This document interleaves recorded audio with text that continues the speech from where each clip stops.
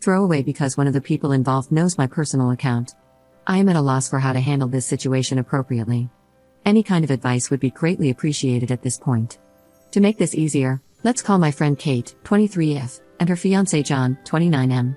I, 21F, met Kate during my sophomore year of high school through mutual acquaintances. We became very close, so naturally, I was devastated when she moved several states away after graduating. Despite the distance, we kept in contact and remained as good friends as ever. About 2 years ago, my family happened to take a vacation in close proximity to her new home. So, we excitedly planned to meet. It felt amazing to see her again. We both dashed out of our cars, hugged, and squealed like stereotypical best friends. We hung out all evening and caught up in person. I also had the chance to finally meet her fiancé of 1 year. I had heard only great things about him, and he seemed very pleasant. Shortly after returning home, I received a text message from an unknown number. It was John. He thanked me for stopping by to see Kate, saying that it really lifted her spirits, and that he hadn't seen her so happy in a long time. Understanding the personal issues Kate had been struggling with lately, I told him I was glad to have helped. I assumed Kate had given him my number and didn't think much else about it. John would text me here and there about insignificant things. He'd mention a movie he and Kate were about to see and ask my opinion or suggest a fun new video game they'd bought. I would answer his questions or respond to his suggestions, but I never carried on a conversation beyond the original topic. John would attempt to keep me talking, but I always dropped off, partly because I'm not very big on texting. More than a year after seeing Kate, I received a very late-night text from John saying, "I miss you."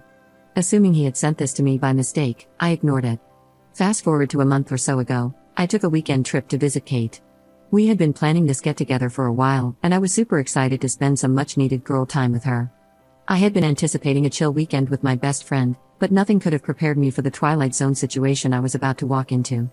Kate and John picked me up from the airport, and I was made to feel uncomfortable almost immediately.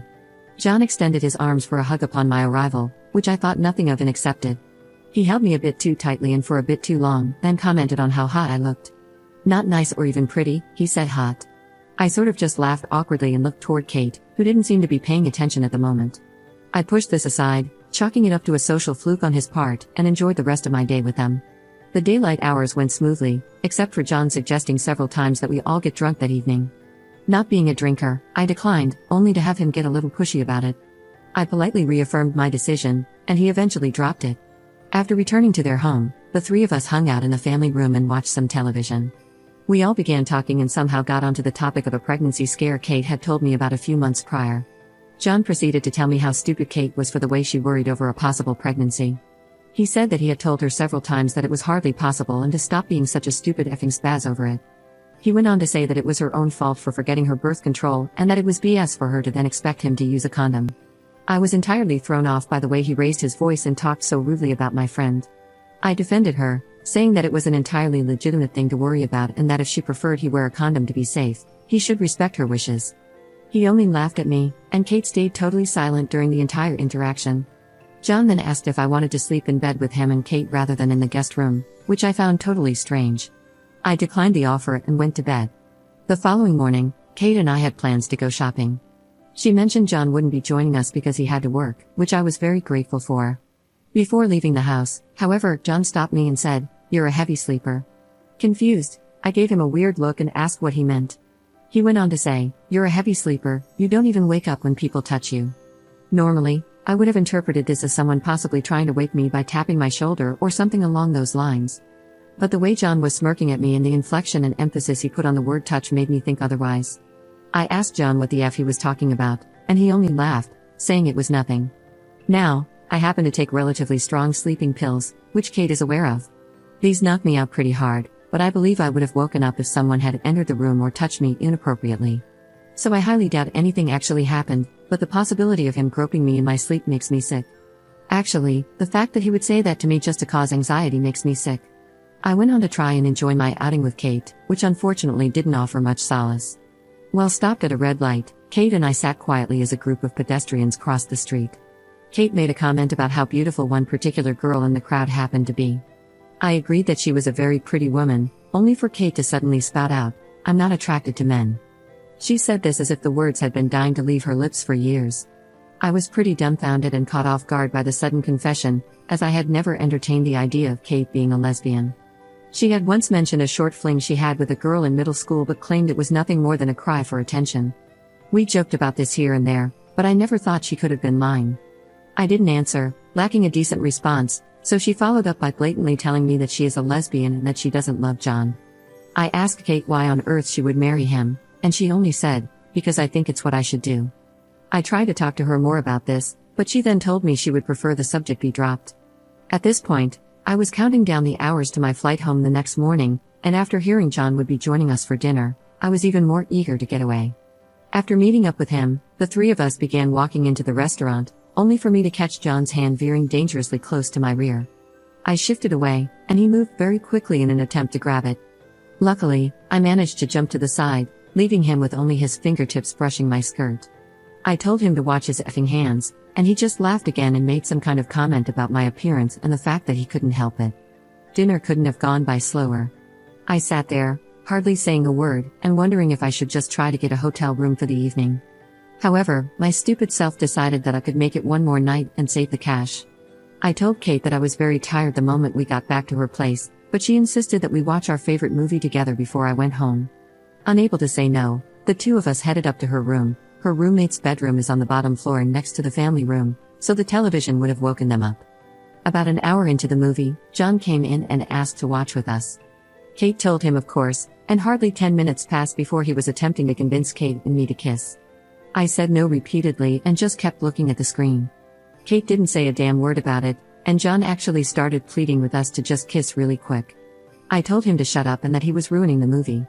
A couple more minutes of silence passed until John outright asked if I'd like to sleep with him. The way he went about asking was as if he had deluded himself into thinking he was effing irresistible to me. I told him no and pointed out the fact that Kate was sitting right next to me. I looked at her, expecting some kind of response, but it was obvious she'd totally spaced out at this point. John informed me that Kate was fine with sharing him. He continued to badger me and insisted that I show him some appreciation for allowing me to stay in his home. I looked at Kate and asked her, "How the F are you okay with this?" She looked as if she couldn't even hear me, staring straight ahead with dull eyes. I got up to leave, only for John to attempt to block the door. Mind you, I'm a 5-foot-tall, 100-pound girl being physically blocked by a very large man. I told John firmly to move, only for him to once again say that I owed him. I took my chances and shouldered my way past him. Luckily, he didn't do much but attempt to grab me as I exited the room. I gathered my things quickly and got a hotel room. Kate never even acknowledged what happened. I think she may be suffering from either John's abuse or some kind of mental disorder, which makes me feel bad for being angry with her. But I'm very angry that she sat by and did nothing while her fiancé was so aggressive with me. Kate is aware that I was SA'd in the recent past and therefore am sensitive to such pushy advances. I talk to Kate very sparsely, and she doesn't seem to understand why. By coincidence, I happen to accept a role in an internship program close to the city she lives in. Within a month, I will be living in very close proximity to both her and John, and I need to figure out what to do. I want to help my friend. I'm afraid that she is experiencing abuse, living a lie by pretending to be heterosexual, and may possibly be suffering from some kind of mental illness. I have never been in a situation like this, and I'm at a complete loss. I don't want to see Kate after I move because that, in turn, means I'll see John.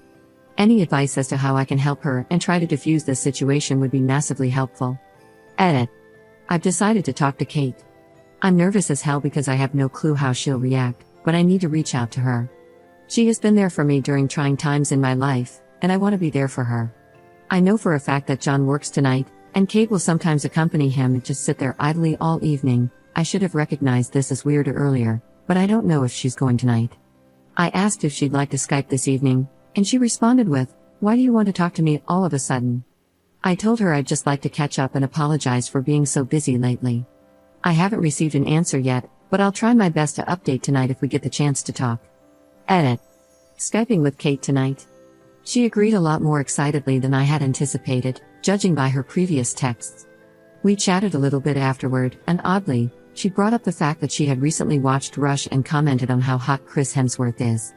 I was a bit thrown off for obvious reasons, given that she had not only confessed to being a lesbian but had also told me verbatim that she's not attracted to men. Maybe I'm reading too much into it, so I just agreed that yes, Chris Hemsworth is indeed gifted and told her I couldn't wait to talk tonight. I'm still very nervous. Update 8 months later. So, I know my original post is super old, but I received an invitation to Kate and John's wedding today. It reminded me of this whole thing and, more importantly, the fact that I never really thanked everyone for all your supportive comments and advice. Thank you very, very much. Plenty of people had been asking for an update, but honestly, I became so busy preparing to move that Reddit was not on my list of priorities. So, onto the update. I went through with the Skype chat as planned. Luckily, I had successfully caught Kate alone. We small-talked for hardly a minute because my nerves were buzzing, and I wanted to get this over with.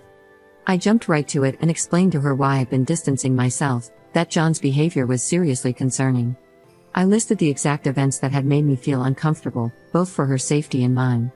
She listened in dead silence, as I'm certain this had not been her expectation for our chat. After I finished, I asked why she would want to spend her life with this man, especially since she'd confided in me about her sexual orientation. Kate broke down pretty quickly, and to sum it up, she's been in love with me since high school. I can't put into proper words how I feel about this part. Yes, as some of you had suggested, Kate and John had been trying to set up a three-way the entire weekend I was there. I asked her whose idea it had been, and she said it was hers, but that John was incredibly excited at the suggestion. She admitted to having planned the entire thing out with John before even inviting me to visit. She said they planned to see if the intimacy would come naturally and then try to initiate if that were not the case. I asked her why she was okay with John acting so coercive, and she said he'd promised to make it happen no matter what after I hadn't caught the hint the past 2 nights. She said she felt desperate to be with me intimately and would do anything for that to happen. I asked her if that meant forcing me, and she said maybe so, but I would enjoy it eventually. That I would probably have just given in, and she could join if John had followed through.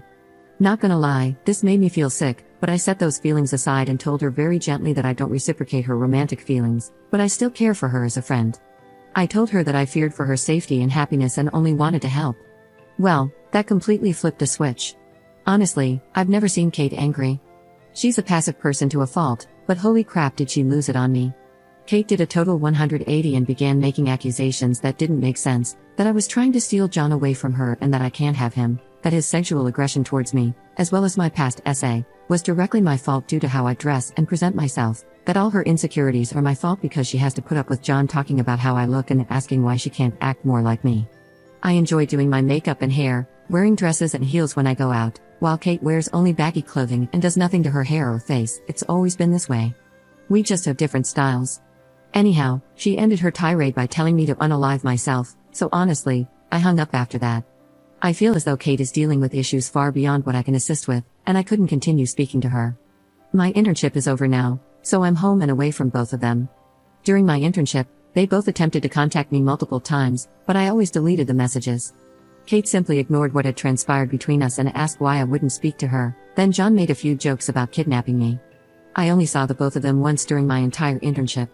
I had the chance to attend a large pop culture convention, and I was seriously so stoked about it despite having no friends to go with. Luckily, I found a couple of girls on Facebook through my internship group page who were also looking for people to go with. I knew for a fact Kate and John would be going, as they attend every year. Plus, the costume I chose to wear was near unmissable, so I was certain they would notice me. But honestly, I was not about to let them spoil the event for me and went anyway. I gave the girls a rundown of the situation, and they all assured me they had my back. Lo and behold, as I'm standing in an autograph line with my friend, I'm randomly hugged by a stranger. It was John. I basically went into spaz mode and flailed until he let go. He acted all confused, and Kate was right beside him, being quiet. I'd like to say that I told him off like a champ, but I didn't. I was scared, honestly, so I just ran. I was wearing massive heels, so I had to do that weird crouch move where you're not really running but more so fast walking like a werewolf. A couple of the girls followed me to make sure I was okay. I never saw them again. I know the general consensus was to not cut Kate out of my life, but I honestly do not believe either of them are safe to be around. I feel that Kate is dealing with something beyond what I can assist with, and my personal safety needs to come first. Obviously, I'm not going to the wedding. Thank you for all the helpful advice and support I received on my previous post.